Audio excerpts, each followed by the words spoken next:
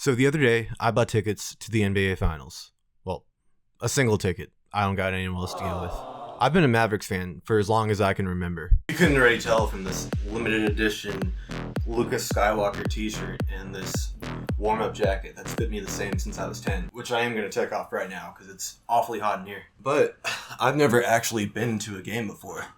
Growing up, I remember hearing my dad talk about the Mavericks and the Heat back in '06. I even still have a DVD that he recorded one of the games onto, way before DVRs were a thing. Then, in 2011, I remember that whole playoff run. I remember getting a broom from the closet back there, bringing it out to the living room over here, and brushing the floor as the Mavericks swept Kobe Bryant and the defending champions. Then we beat the Thunder, who had 3 superstars that would dominate the league for years to come. And then finally denying my Pookie, my glorious king, LeBron James, his first title en route to the team's first ever championship in franchise history. Back then, I was 11 years old. 6th grade had just finished, and believe it or not, I was unemployed. Because of that, there was no way I was ever going to be able to go to a finals game. But here we are, 13 years later, and I'm an adult. That was 13 years ago? What the hell? Now I have money, and now I'm able to. Kind of. I bought it using PayPal Pay in 4, so not only am I paying in bi-weekly installments, those installments are not coming in my bank account and are going directly to my Apple Card. Needless to say, I'm gonna be in debt for the rest of my life. But this is something that could be a once-in-a-lifetime experience, and I couldn't afford to miss out on it. You never know when your team is gonna make it back here again. Ain't that right, Minnesota? Have a team in all 4 major sports and haven't even sniffed a championship in 30 years. It's something to celebrate, and now I'll be able to say that I was there. I'll be going to game 3, so if this video is uploaded after the 12th, here's a picture of me at the game. But if it comes out before the 12th, I haven't gone yet. Please check Instagram. But let's circle back to a previous statement, the part where I said, I'm gonna be in debt for the rest of my life. Going into it, I told myself that if I could get a ticket for under $1,000, then I would. But anything over, and it's gonna have to wait until I'm rich and famous. I'm not a person that will normally go to an event and get the best seats possible. I care more for just like being there. The whole vibe, the party atmosphere, and just being able to say that I was there and I was able to see this artist or watch this game. One of my biggest regrets is not being able to see Juice WRLD live before he died, even though I had a pretty good opportunity to. So I'll gladly get the cheapest ticket available, especially if it's something that I know won't sell out and I can just use my ticket to get in and just find an empty seat that's going to be way better than mine. So when the tickets went on sale, I was prepared to just click on the cheapest one available. So the tickets went on sale last Friday at 1 p.m. through Ticketmaster. When I got on the app, it said to be on the screen 10 minutes before the sale starts. I loaded it up at 12:51 because I wanted to be sure I didn't get there too early for the app to say like, oh, you gotta come back later or whatever. And I was also driving at the time, sue me. I waited on there until 1 and then it put me in a queue. There were 29,000 people in front of me, which is a problem because American Airlines Arena only seats 20,000. I didn't have high hopes of getting anything directly from the arena, but there was a good chance that half the people in front of me were bots just looking for the best seats possible to flip them.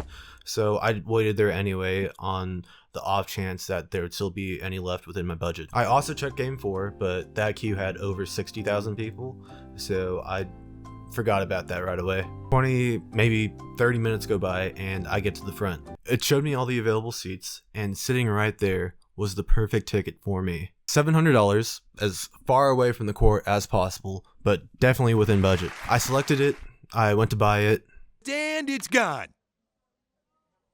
Whatever, I'll just wait until I can get a resale ticket around that price. A couple days go by, I keep checking Ticketmaster to see what pops up, and then on Monday, I see it, a ticket in the same area as before for $831.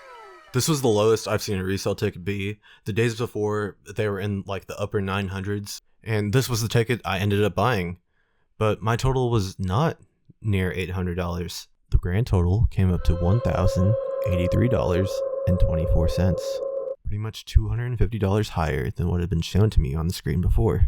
Now I know that ticket fees are something that everyone knows about and everyone dislikes, and I probably am not going to say anything now that hasn't already been said before. But I started writing the script minutes after buying my ticket because I want to know exactly what I'm paying for.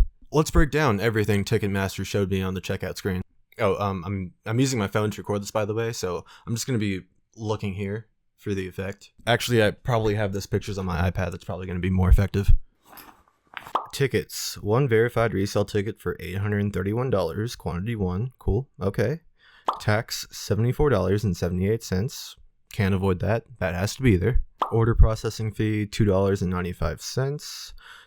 Sure. I'm sure it takes some real computer processing to send this ticket from some dude's phone to mine. They also asked if I wanted ticket insurance for an extra $120.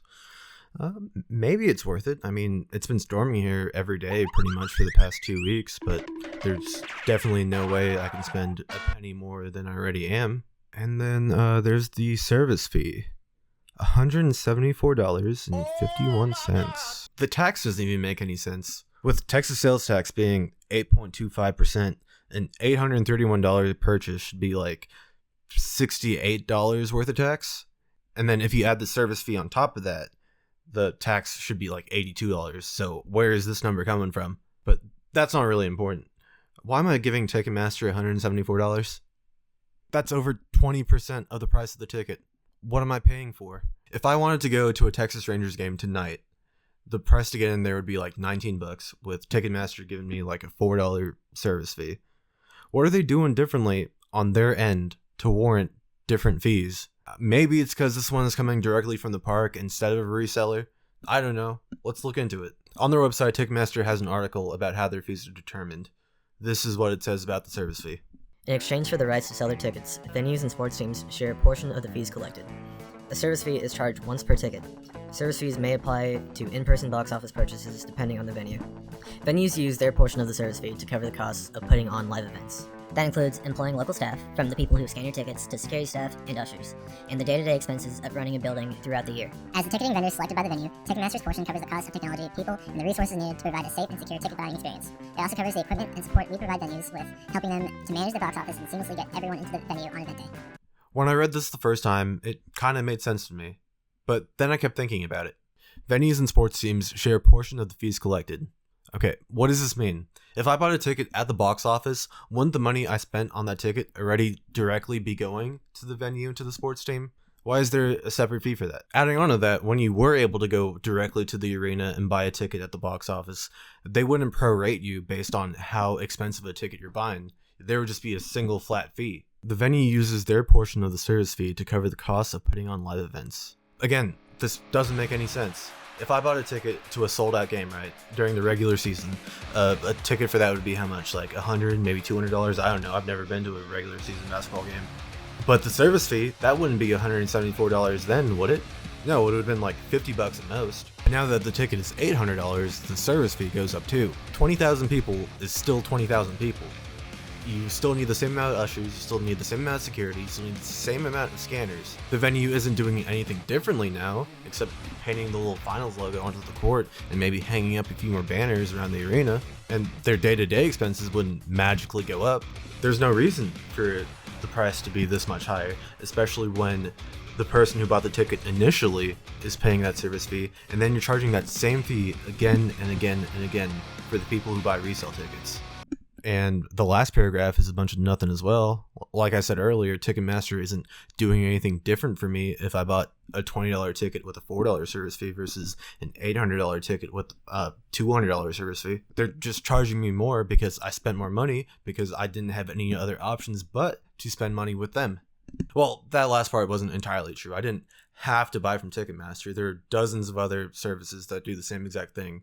So why don't we just go ahead and check them out? Starting off with StubHub, this ticket is actually cheaper, only $750 and pretty much the same view, like 2 sections away from the one I'm sitting in. Right off the bat, the first thing you see is this 10-minute countdown timer, which is making me a little anxious. I'm no psychologist, but I think they're doing this so people are a little bit more impulsive when they're going through this whole process. They're telling us, you better buy this darn ticket right now, or else someone is going to swoop in and get it from right under you. It makes you scroll past a whole bunch of nothing before hitting continue. A little pop-up asks about express checkout, no thanks. On the contact info screen, for some reason, it asks you what team you're rooting for. I don't think anyone else does that. That's interesting. Continue, delivery info page, continue, payment info screen. I already have my card linked to my StubHub account, so let's keep going. And we've made it to the checkout screen. $1,102. $268 worth of fees. And this ended up being $20 more than the grand total for my ticket, which, by the way, the one on StubHub was listed for $80 cheaper. What makes this worse is that they don't even show you the grand total until the very end of the process. You have to click on, at minimum, 5 buttons before you get to see what you're actually paying. And if you didn't already have a StubHub account like I did, you would have to put in your contact info and your payment info between those different screens as well. This may be a Ticketmaster hate video, but StubHub easily takes the cake when it comes to scumminess. Next, let's check out SeatGeek. So SeatGeek's main competitive differentiator is that they have this little rating underneath each seat that shows whether or not what you're getting is a good deal or if it's a bad deal. Section 321, same as me, has a $749 ticket that's supposedly an amazing deal. At least it shows me the total as soon as you get to the checkout screen. $1073. Darn, I could have saved a Jefferson if I had used SeatGeek. This time we have $241 in fees, but at least the tax makes sense. I've been seeing ads for Game Time all over TikTok, so let's check that one out next. Wow, $690. That's the cheapest one I've seen so far. Makes you put in an email before continuing. Okay. Oh, gotta verify the email. $1,036. $267 in fees. I've never heard of this website before, viagogo.com, but let's give it a shot. $750 for the cheapest seat, same as pretty much all the other ones. Checking for availability. Okay. Oh, that looks familiar. Huh. This is just StubHub. So this whole service fee thing is not exclusive to Ticketmaster. In fact, Ticketmaster had the lowest fees. Service fees are just something you can't escape from. Unless you're using our saving grace, TickPick. Man, what the hell is TickPick? You know those websites you see when you pull up the phone in GTA 5? TickPick sounds like it would be one of those. I was honestly considering buying a ticket from here, but I was just a little bit too sketched out by this website that I've never heard of to actually go through with it. But let's check it out anyway. So TickPick's whole thing is that they don't charge any service fees. You pay the price you see in sales tax. The cheapest ticket on here is $959. After tax, $1,038. Pretty much exactly the same price as Game Time. So it ain't no secret. There's still definitely a service fee here. It's just now baked into the price of the ticket. With that said, it was still the second cheapest, right behind Game Time. I could see a legitimate use case for this website for a lot of people, those who don't want to deal with all the garbage that comes with buying a ticket online and want to get straight to the point. I can't tell you the number of times that I've invited friends to concerts and say, hey, tickets are $50, and then 5 minutes later I have to message them saying, JK, you actually need to cash at me $80. And I've seen so many people say that if you don't like what these apps are doing to our wallets, then boycott them, don't buy from them.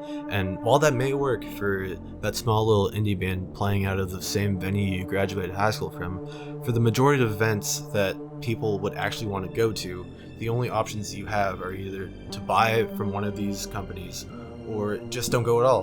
Which sucks, obviously, no fun allowed, but there just might be a light at the end of the tunnel.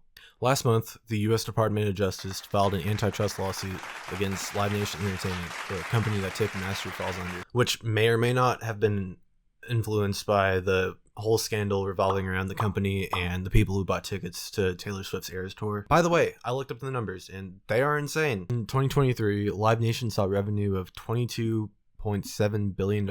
Their adjusted operating income was $1.86 billion. I'm not sure why they need $20 billion to operate the business, but Michael Rapinoe, their CEO, seems pretty comfortable making over $100 million a year. But let's get back to the lawsuit. This is directly from the DOJ. The lawsuit seeks to restore competition in the live concert industry, provide better choices at lower prices for fans, and open venue doors for working musicians and other performance artists.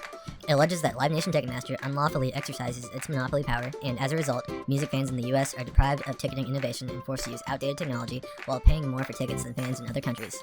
Live Nation Ticketmaster exercises its power over performers, venues, and independent promoters in ways that harm competition. They also impose barriers to competition that limit the entry and expansion of its rivals. Merrick Garland, the U.S. Attorney General, says that fans pay more in fees, artists have fewer opportunities to play concerts, smaller promoters get squeezed out, and venues have fewer real choices for ticketing services. It's time to break up Live Nation Ticketmaster. Wow. Shout out to Merrick Garland. Now, I don't know much about the law, and I can't predict whether or not this suit will actually succeed. But what I want to know, and I'm sure it's the question on all of our minds, how is this going to affect me? Is it going to make prices and fees go down? Is it going to make it so there isn't just one marketplace for pretty much every event? Probably not. If I had to guess, I think that splitting up Live Nation and Ticketmaster would just make it so that there are two companies to screw us over rather than just one. And then if they do end up losing profit, I'm sure that they would want to increase prices and fees even more to compensate for all that loss. However, competition does breed innovation, and if Live Nation loses its monopoly, we could see all sorts of new services come along with the promise of lower fees. But if this day were to ever come, it wouldn't be for a very long time. Live Nation has the money to fight the DOJ on this for several years, and if Donald Trump wins the presidency, which at this point is honestly looking like a coin flip, you best bet this lawsuit will be bumped way down in priority with all the new bills the new administration is going to bring along with it. So what now? I could sit here and say that this is all a result of capitalism, but I don't think I'm informed enough or smart enough to dig into the political science aspect of it, so I'm not going to do that. I was honestly just mad about spending way more money than I had to for one night of fun and wanted to rant to my phone about it. Like I said before, I don't think I'm saying anything new or groundbreaking, and these are just my raw thoughts, so I could be missing out on so much, and I'm not seeing the bigger picture. So if I am missing something, let me know in the comments. But if you or someone you know has been screwed over by these ticketing companies, just remember, you're not alone. I'm right there with. Speaking of not being alone, this video is brought to you by today's sponsor.